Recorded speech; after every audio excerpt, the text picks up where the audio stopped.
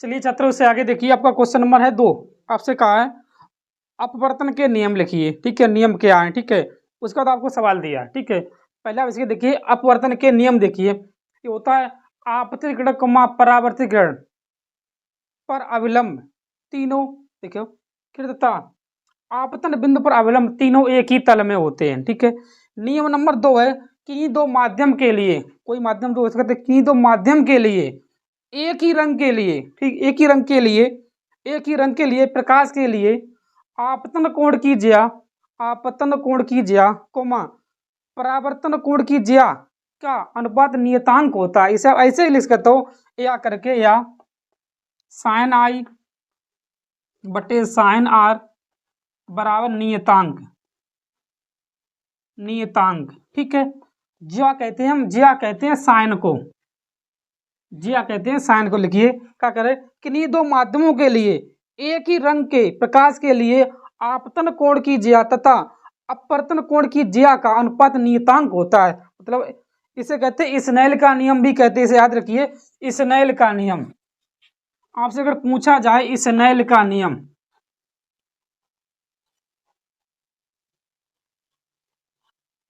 तो आपका यही स्नेल का नियम है, साइन आई बटे साइन आर। मतलब एन बराबर होता है, एन बराबर एक माध्यम से दूसरे माध्यम साइन आई बटे साइन आर। इसे स्नेल का नियम कहते हैं। ठीक है, इससे आप नोट करिए। इससे आगे सवाल देखिए, आपसे क्या कहा देखिए, पहले इसे आप इतना नोट करिए।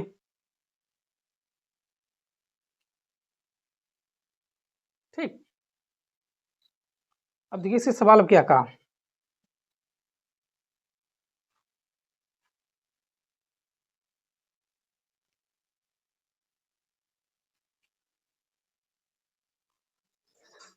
सवाल की आपसे कहा कि 3 सेंटीमीटर की एक वस्तु उत्तल लेंस के मुख्य अक्ष के लंबवत रखी है। लंबवत मतलब वो तो सीधी रखी है। ठीक है, ध्यान दीजिए, वस्तु रखी है तो इसे वस्तु को हम ऐसे लिखते हैं, एच बराबर 3 सेंटीमीटर है। अब वस्तु की ऊंचाई प्लस में ही हो। ठीक है, अब देखिए लेंस की फोकस दूरी 30 सेंटीमीटर, मतलब एफ बराबर 30 सेंटीमीटर है। अब आपसे कहा उत्तल लेंस है, उत्तल लेंस अगर है तो इसकी फोकस दूरी प्लस में हो। ठीक है, 30 सेंटीमीटर लेंस के से वस्तु की दूरी 10 सेंटीमीटर है। अब वस्तु की दूरी u बराबर माइनस के 10 सेंटीमीटर लियो। ध्यान दीजिए, आप वस्तु की दूरी हमेशा माइनस में लियो। ठीक है, या लेंस हो या दर्पण हो, उत्तल हो चाहे अवतल, हमेशा वस्तु की दूरी आप माइनस में। ठीक है, उत्तल लेंस की फोकस दूरी प्लस में, अवतल लेंस की फोकस दूरी भी आप माइनस में लियो। ठीक है, अब देखिए इससे आगे, ये आपका इसी में कि इसका आकार आपसे कहा स्थित कोमा आकार, आकार मतलब एच डैश। आपसे एच डैश पूछा, प्रतिम भी पूछा, बी बराबर प्रतिम कहाँ पर बने। ठीक है, अब देखिए सबसे पहले आप लिखिए लेंस के लिए,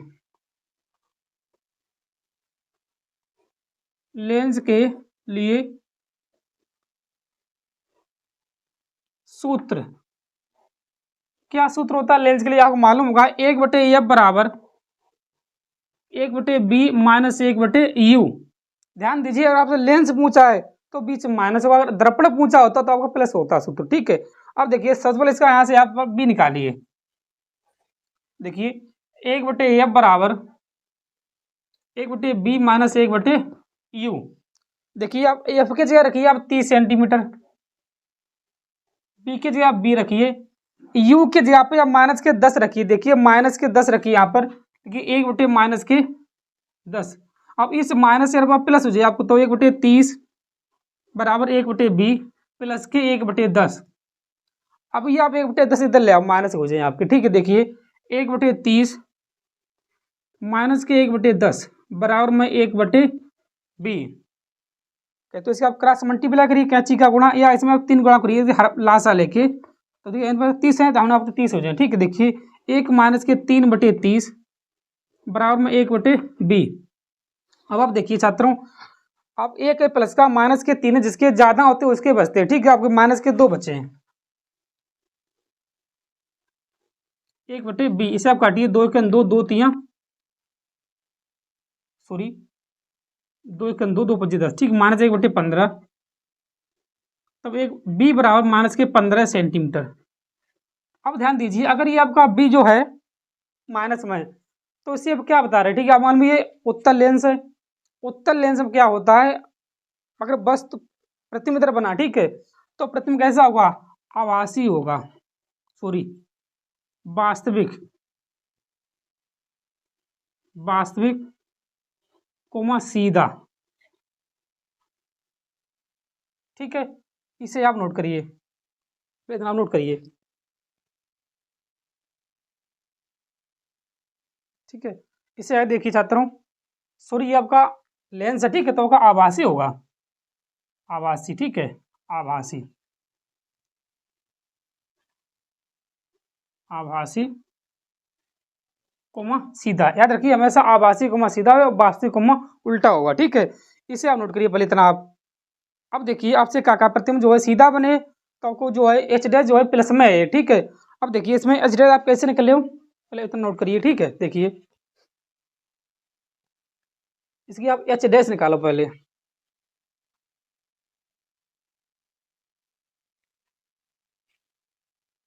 देखिए आपका सूत्र होता है एच डैश बटे एच बराबर बी बटे यू। सेम सूत्र दर्पण में भी होता है, लेकिन क्या होता है यहाँ पे माइनस होगा, ये लेंस के लिए प्लस में होगा, ठीक है। अब देखिए एच डैश का पे आप एच डैश रखिए, एच आपको दिया 3 है, बी आपके पास आई माइनस के 15 है,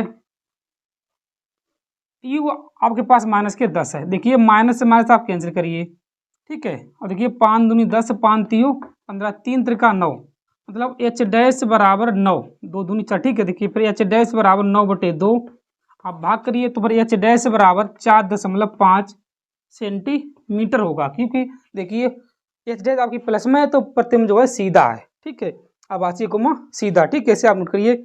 इससे आगे आप क्वेश्चन नंबर देखिए, आपसे कहा 3 है, देखिए ओम का नियम लिखिए, ध्यान दीजिए छात्रों, ओम का नियम जो मैं आपका सेट 2 में करा चुका हूँ, ठीक है। वहां से आप देखिए, इसी में आपको वीडियो मिलेगी, ठीक है, प्ले लिस्ट में, वहां से आप देखिए सेट 2 इसी का 23 का, वहां आपका ओम का नियम है, ठीक है।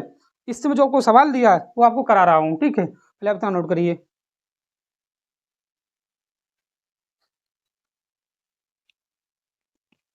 क्वेश्चन नंबर 3 देखिए फिर से,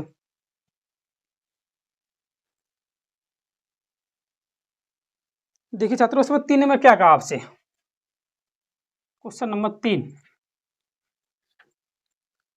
3 में आपसे कहा है ओम का नियम लिखिए, किसी तार के प्रतिरोध को प्रभावित करने वाले किन्हीं 2 कारकों का उल्लेख कीजिए, ये भी लिखा चुका हूँ, ठीक है। फिर आपसे कहा 400 वाट का बल्ब है, बल्ब 400 वाट का मतलब P बराबर 400 वाट आप लिखिए, 400 वाट है, ठीक है, P बराबर 400 वाट है, बल्ब है 200 वोल्ट की विद्युत स्रोत से जुड़ा, मतलब B बराबर 200 वोल्ट है, वोल्ट है, ठीक है, 200 वोल्ट है से जुड़ा है, बल्ब केवल 5 मिनट में उपयोग किया था, तो समय आपको दिया T बराबर 5 मिनट, सॉरी 5 मिनट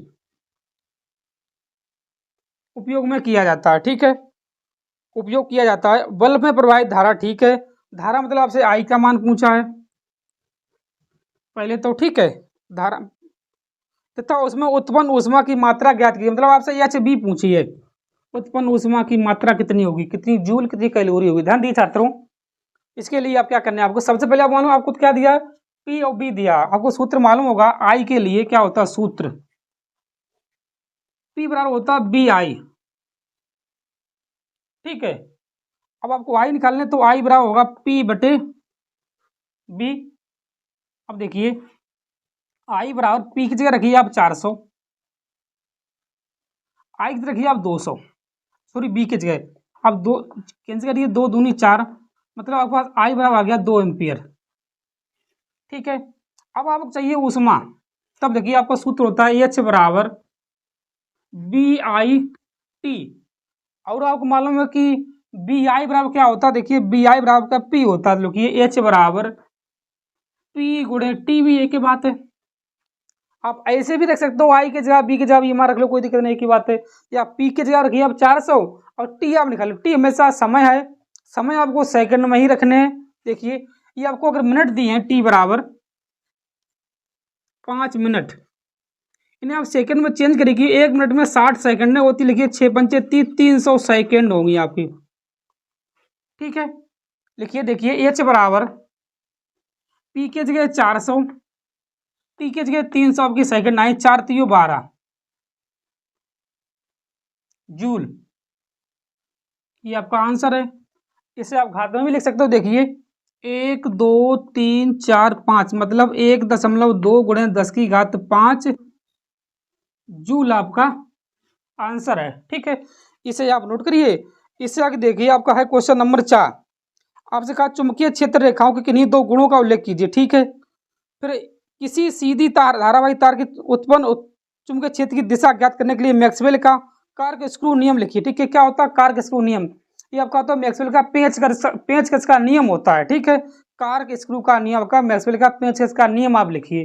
ठीक है, और ना मालूम है तो अभी इसे करा रहा हूँ। ठीक है, पहले इसे नोट करिए। चलिए छात्रों, इससे आगे आपका क्वेश्चन नंबर है देखिए 5। ठीक है, उपभाग 2 है, मतलब केमिस्ट्री का पोर्शन है आपका। ठीक है, देखिए आपसे कहा क्वेश्चन नंबर 5 का ए है, निम्नलिखित समीकरण को संतुलित कीजिए। ये आपके पास 2 समीकरण हैं। ठीक है, आपको संतुलित करने हैं। एक चीज़ का आप याद रखिए हमेशा कि अभिक्रिया में ये आपके जो आगे होते हैं ये आपके अभिकारक होते हैं, अभिकारक अभिकारक, और जो बनने वाले होते हैं प्राप्त होते हैं ये आपके उत्पाद होते हैं, उत्पाद।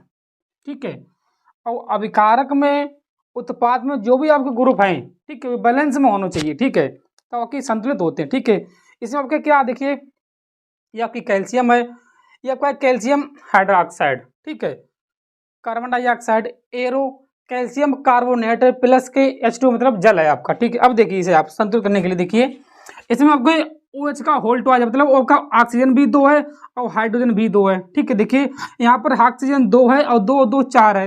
यहाँ पर देखिए ऑक्सीजन 3 और 1 4 संतुलित है। अब आप देखिए हाइड्रोजन, ये आपके हाइड्रोजन 2 हैं, देखिए सही हाइड्रोजन 2 है, यहाँ पे आपके हाइड्रोजन 2 है। देखिए कैल्शियम आपका 1 है, कैल्शियम भी आपका 1 है। सी मतलब कि कार्बन आपका 1 है, संतुलित है ये आपका पहले से, आपका ऑलरेडी आपका ये संतुलित है। ठीक है, अब इसे आप देखिए इसमें ये आपका अभिकारक है, ये आपका उत्पाद है। ठीक है, देखिए इसमें आपके इसमें आपके ऑक्सीजन 2 है, इसमें ऑक्सीजन कितनी है देखिए 2 1 3 ऑक्सीजन है। इसमें आपके हाइड्रोजन 4 हैं, इसमें हाइड्रोजन 2 हैं खाली, हमें हाइड्रोजन भी सही करने हैं। देखिए अगर इसके आगे हम 2 लगाए दें, अब आपकी हाइड्रोजन 4 है, इसमें भी 2 दूनी 4 आपके हाइड्रोजन है, सही है। लेकिन हमें आपकी ऑक्सीजन की वजह से संतुलित नहीं, देखिए यहाँ पे ऑक्सीजन 2 और 2 4 हो गई है, यहाँ पे खाली 2 है, तो हम इसके आगे 2 लगाए दें ऑक्सीजन के आगे, देखिए संतुलित है आपका।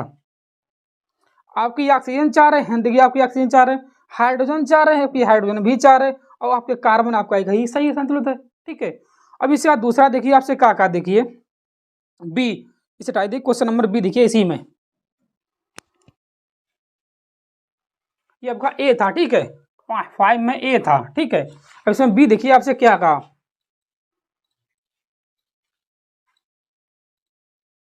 बी में आपसे कहा है इसी की बी, अब इसका एफ ई मतलब एफ ई मतलब होता है लोहा iron plus calcium sulphate AsOCu copper sulphate, फिर iron sulphate AfeSO4 plus copper Cu। आपसे उसमें अभिकारक उत्पाद के नाम लिखिए।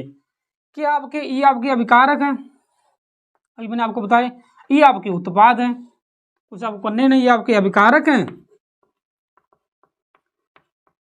अभिकारक हैं। ठीक है, ये आपके उत्पाद हैं। अगर आपसे नाम लिखा है तो ये आपका आयरन है, आयरन है, ये आपका कापर सल्फेट है, ये आपका आयरन सल्फेट है, ये आपका कापर है, कुछ करने नहीं आपको। ठीक है, इसे नोट करिए। उससे आगे आपको दिया है कि नंबर 2 ऊष्मीय अपघटन, अपक्रिया का एक उदाहरण दीजिए। क्या होता है ऊष्मीय अपघटन? ऐसी अपक्रिया जिसमें ऊष्मा निकलती है, उसे कहते हैं ऊष्मीय अपघटन। पहले इतना आप नोट करिए।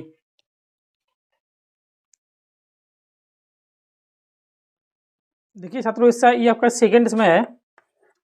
अब इसका ऊष्मीय अपघटन, देखिए इसे लिखिए CaCO3 calcium carbonate plus arrow, ऊष्मीय अपघटन का साइन क्या बुझा हुआ चूना CaO प्लस के कार्बन डाई ऑक्साइड, ये आपका हो जाएगा ऊष्मीय अपघटन। ठीक है, इसको ज़्यादा करना ही नहीं है। ठीक है, इससे आगे देखिए आपका IUPAC पोर्शन है। ठीक है, यह तो महत्वपूर्ण क्वेश्चन है आपका। ठीक है, IUPAC के लिए इसे पहले आप नोट करिए।